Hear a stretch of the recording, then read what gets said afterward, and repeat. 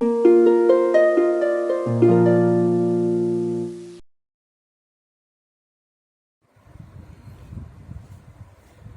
guys, welcome back to my YouTube channel Biomed Easy.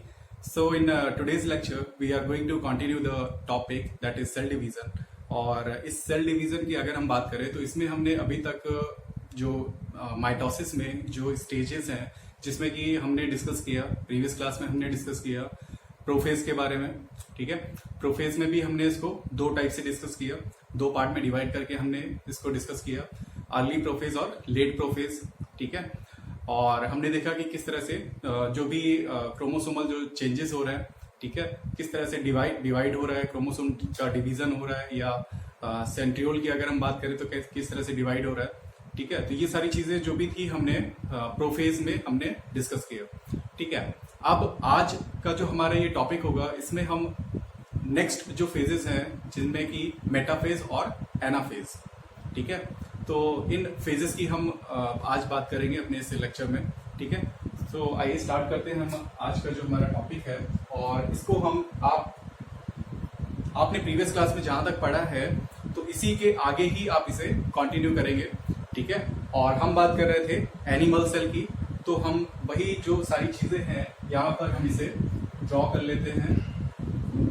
ठीक है, so this is the animal cell, and here these are centriole, okay, these are centriole, and these are small fibers, those are called ester rays. ठीक है, and some are large fibers, okay, और इन large fibers को हम क्या बोलते हैं? These are the spindle fibers. ठीक है, these are spindle fibers, और इसी spindle fiber में यहाँ पर प्रीवियस क्लास में हमने देखा था कि जो ये spindle fibers हैं, ये spindle fibers अटैच हो जाते हैं किससे? क्रोमोसोम से। ठीक है, जो ये स्पिंडल फाइबर्स है ये किससे अटैच होते हैं? क्रोमोसोम से। ठीक है, और ये हम ड्रॉ कर रहे हैं स्टेज मेटाफेज। ठीक है, यहाँ पर जो हम स्टेज ड्रॉ कर रहे हैं ये है मेटाफेज। और मेटाफेज में प्रीवियस क्लास में आपको बताया था कि जो क्रोमोसोम्स हैं दे आर अरेंज्ड और they are aligned at a equatorial plane. ठीक है, यानी जितने भी क्रोमोसोम्स होंगे वो सारे के सारे क्रोमोसोम्स कैसे होंगे? एक प्लेन पर वो सारे अरेंज हो जाएंगे, या फिर उनको हम बोल सकते हैं अलाइन हो जाएंगे। ठीक है, और उस प्लेन को क्या बोलते हैं? इक्वेटोरियल प्लेन, या फिर हम उसको मेटाफिजिक प्लेट के नाम से भी हम उसे बोल सकते हैं। ठीक है, तो अब यहाँ पर हम हमने 4 क्रोमोसोम्स लिए थे। ठीक है, and these all 4 chromosomes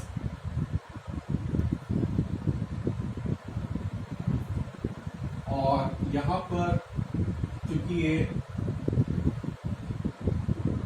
chromosomes and these all chromosomes arranged like this. Okay,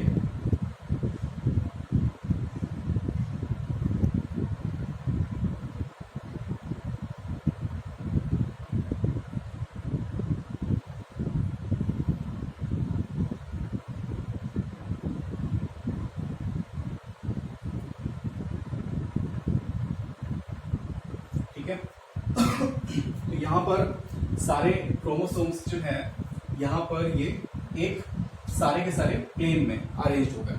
ठीक है, एक लाइन आप बोल सकते हैं जिसको कि मेटाफिजिक प्लेट भी बोल सकते हैं।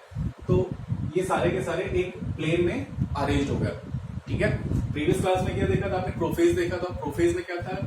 ये जो क्रोमोसोम्स है यहाँ पर वो अरेंज नहीं थे, कुछ ऊपर थे कुछ नीचे थे, इस तरह से थे, है ना। लेकिन अब मेटाफेज में क्या होगा? All chromosomes are arranged at a equatorial plane. ठीक है, और यहाँ पर आप देख रहे हैं कि इस तरह से, और यहाँ पर ड्रॉ कर लेते हैं, these are spindle fibres, long fibres.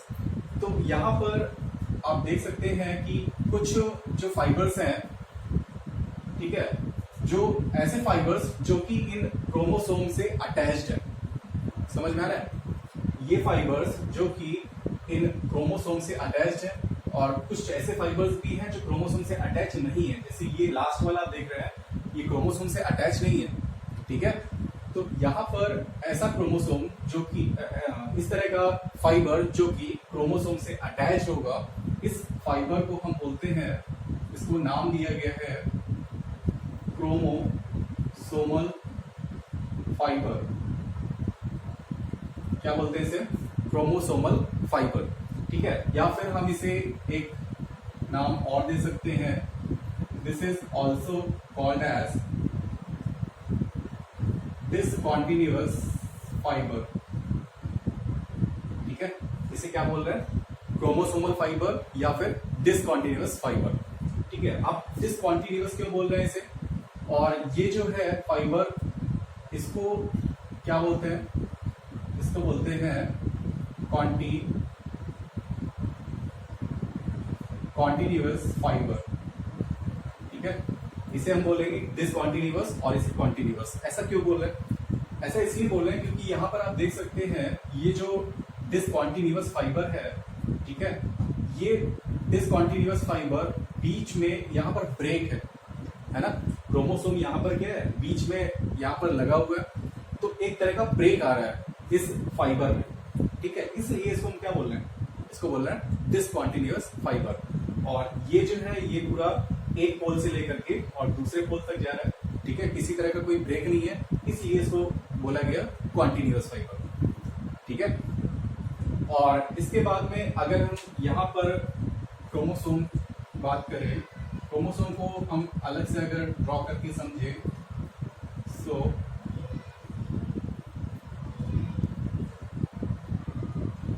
these are what? These are the chromatids, okay. These are chromatids, and this is what? This is the centromere, ठीक है। एंड यहाँ पर साइड में कुछ प्रोटीन्स अरेंज होती हैं इस सेंट्रोमियर के चारों तरफ, जिसको कि नाम दिया गया है काइनेटोकोर। इसे क्या बोलते हैं? काइनेटोकोर। और यहीं पर अटैच होते हैं ये फाइबर्स, क्रोमोसोमल फाइबर। यहाँ पर आप जो देख रहे हैं, इसी को मैंने यहाँ पर लार्ज व्यू करके यहाँ पर आपको दिखा रहा हूँ, ठीक है। ये क्रोमोसोम है और ये फाइबर है, क्रोमोसोमल फाइबर, या फिर हम इसे डिसकॉन्टिन्यूअस फाइबर भी बोल सकते हैं। तो ये है chromosomal fibre, okay, chromosomal fibre. और ये fibres, now these fibres will start contraction, ठीक है। ये जो फाइबर्स हैं क्रोमोसोमल फाइबर, ये क्या करेंगे? इनमें कॉन्ट्रैक्शन स्टार्ट होगा, और जैसे ही कॉन्ट्रैक्शन स्टार्ट होगा तो यहाँ पर जो सेंट्रोमियर है, सेंट्रोमियर स्प्लिट हो जाएगा, ठीक है। और जो क्रोमैटिड्स है, these chromatids will start moving towards opposite pole.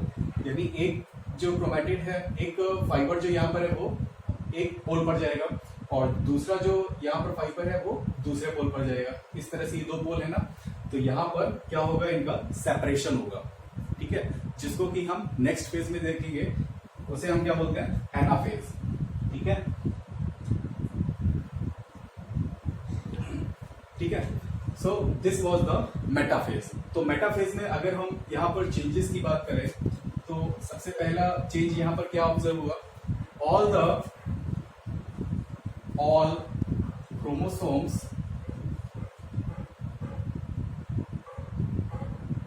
all chromosomes are aligned at equatorial plane, ठीक है।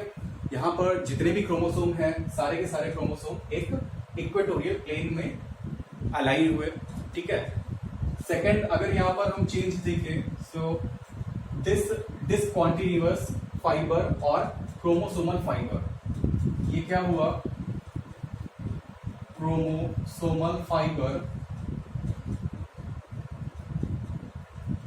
आर अटैच्ड टू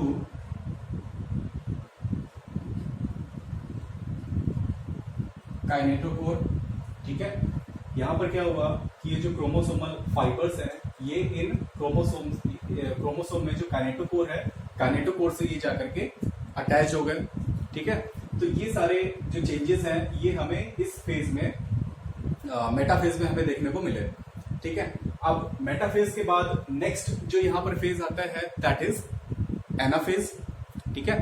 एनाफेज को भी, क्योंकि यहाँ पर भी काफी सारे चेंजेस होते हैं, तो इसे हम अर्ली एनाफेज और लेट एनाफेज इसमें हम डिवाइड कर सकते हैं, बट इसको हम एक ही फेज में इसको पूरा सम अप करेंगे, ठीक है।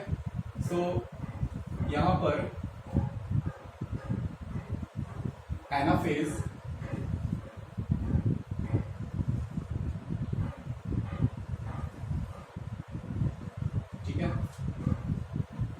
Anaphase, this is centriole again, and these are esterase, okay, and here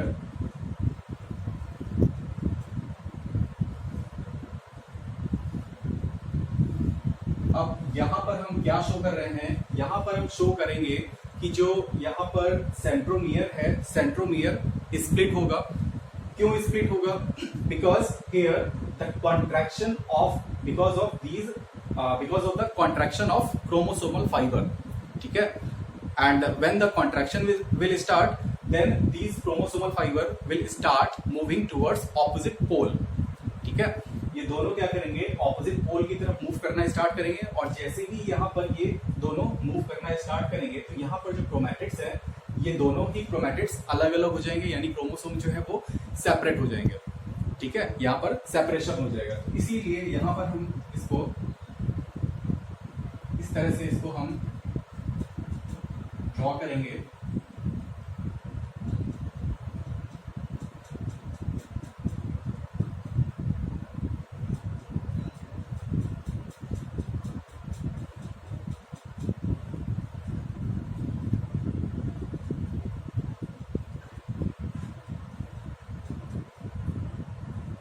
ठीक है। सो these are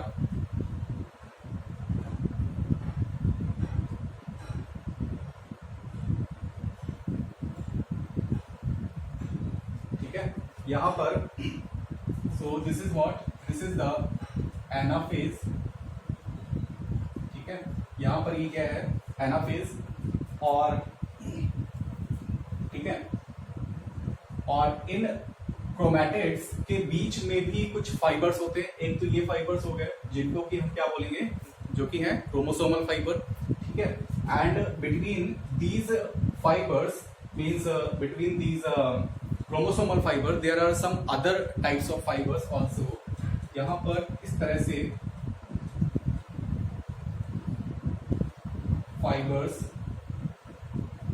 these are fibers and they are termed as interzonal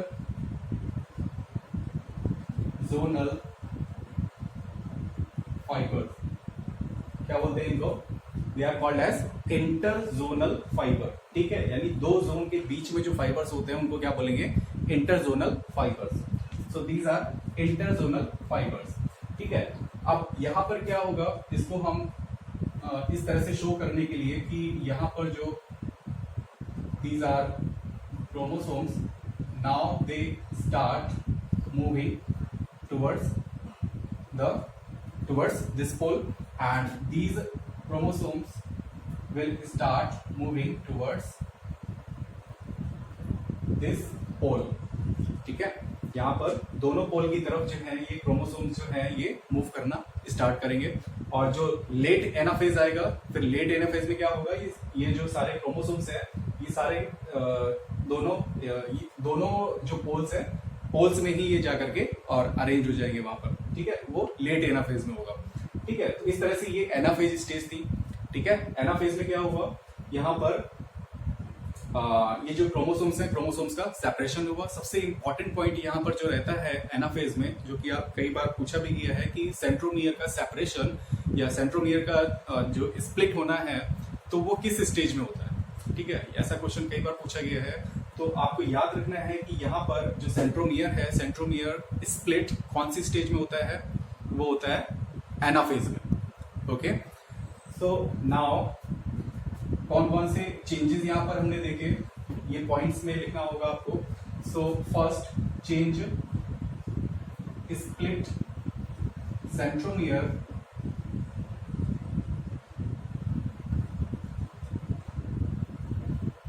splits, ठीक है। यहां पर क्या लिखेंगे, सेंट्रोमियर स्प्लिट्स, ओके। सेकंड, यहां पर इंटरजोनल फाइबर्स का भी फॉर्मेशन हुआ, ठीक है। And these interzonal fibers, they are stretchable fibers, okay। so यहाँ पर stretching of interzonal fibers, ठीक है। एंड मोस्ट इंपॉर्टेंट जो पॉइंट है यहाँ पर रहेगा, that is the requirement of ATP, ठीक है। एक तो पॉइंट आपको ये याद रखना है, सेंट्रोमियर का स्प्लिट होना, ठीक है, this is very important point. और दूसरा जो यहाँ पर पॉइंट है, that is ATP required, okay, ATP required. और आपको बताया था मैंने, सबसे पहली क्लास बताया था कि यहाँ पर एक क्रोमोसोम के मूवमेंट के लिए approx 30 ATPs are required, okay, for the movement of one particular chromosome approx 30 ATPs are required. So यहां पर आप लिखेंगे अप्रॉक्स 30 ATPs पर क्रोमोसोम, ठीक है, ठीक है, समझ में आ रहा है। तो यहां पर क्या हुआ, सेंट्रोमियर स्प्लिट हुआ। Next, stretching of interzonal fibre, ये जो इंटरजोनल फाइबर्स है ये स्ट्रेच होंगे, और स्ट्रेच होंगे तभी ये जो क्रोमोसोम्स है ये ऑपोजिट पोल की तरफ मूव करेंगे, ठीक है। और नेक्स्ट जो है यहाँ पर ATPs, approx 30 ATPs are required, okay, ठीक है। और एक पॉइंट आप यहाँ पर और लिख सकते हैं, सो हियर कॉन्ट्रैक्शन, ठीक है। यहाँ पर आप इसे ऊपर भी लिख सकते हैं पॉइंट को,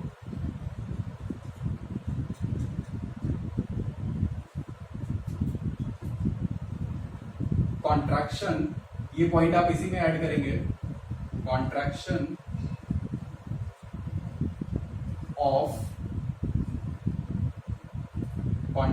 ऑफ क्रोमोसोमल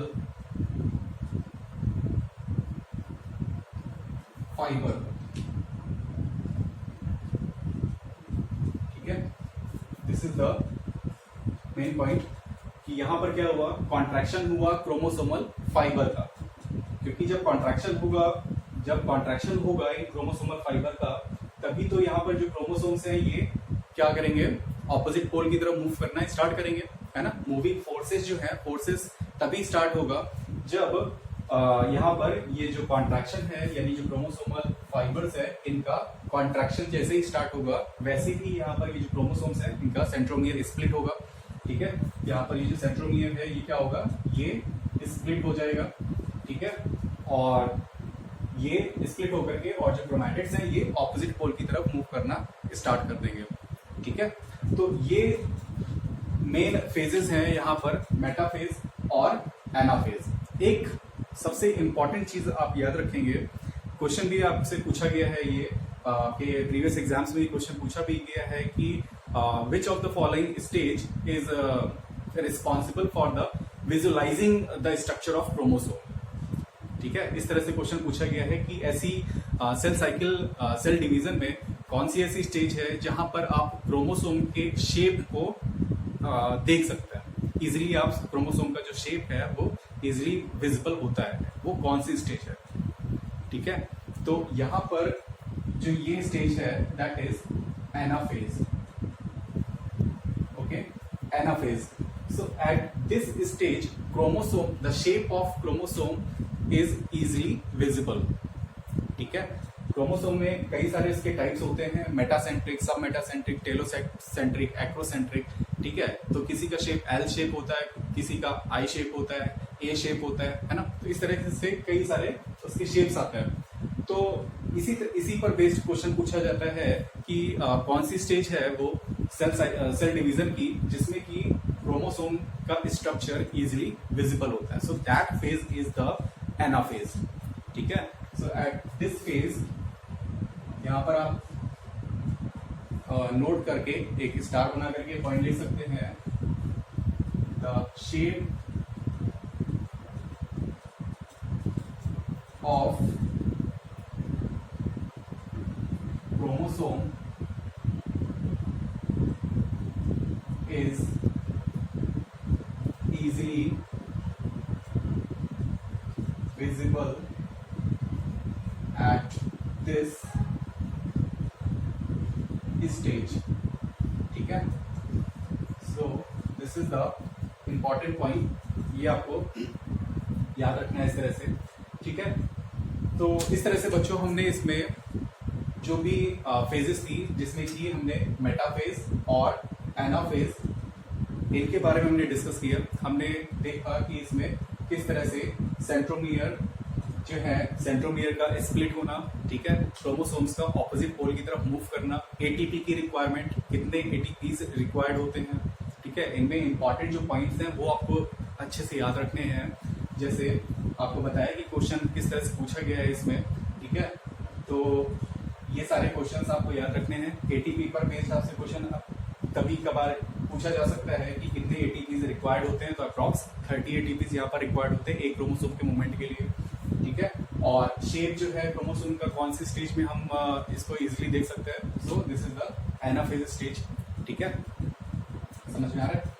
तो ये सारे जो पॉइंट्स हैं ये आपको याद रखने हैं और इसको अच्छे से नोट भी करना है आपको, ठीक है। और नेक्स्ट जो हमारा सेल डिवीजन में जो लास्ट एक फेज बची हुई है जिसको कि हम बोलते हैं टेलोफेज, ठीक है। So after telophase this will be completed, ठीक है। तो नेक्स्ट जो हमारा लेक्चर होगा उसमें हम डिस्कस करेंगे टेलोफेज के बारे में। हम देखेंगे कि कौन कौन से चेंजेस होते हैं टेलोफेज में, ओके। सो इस टॉपिक में या इससे पहले जो भी आपको टॉपिक पढ़ाया गया उसमें कहीं पर भी कोई भी डाउट आता है तो आप प्लीज कमेंट करके जरूर से क्वेश्चन पूछिए। आप बहुत ही कम कमेंट्स आ रहे हैं, इसका मतलब है कि आपके डाउट्स नहीं आ रहे हैं। तो सीधी सी बात है कि आप उस टॉपिक को अच्छे से पढ़ रहे हैं या नहीं पढ़ रहे हैं, ठीक है। कोई भी अगर डाउट आता है तो आप तुरंत कमेंट करके और अपना जो डाउट है वहाँ पर क्लियर कर सकते हैं, ठीक है। और लास्ट में सिर्फ इतना ही कि अगर आपको वीडियो अच्छा लगे, इंफॉर्मेटिव लगे तो आप उसे लाइक ज़रूर कर दें, शेयर आप ज़्यादा से ज़्यादा करें। और लास्ट में अगर आपने चैनल को सब्सक्राइब नहीं किया अभी तक तो वो भी कर लें। और पास में ही एक बेल आइकन है जिसको कि आप प्रेस कर लें, जिससे कोई भी नया वीडियो अगर मैं अपलोड करता हूँ तो उसका नोटिफिकेशन सबसे पहले आपके पास पहुँच जाए।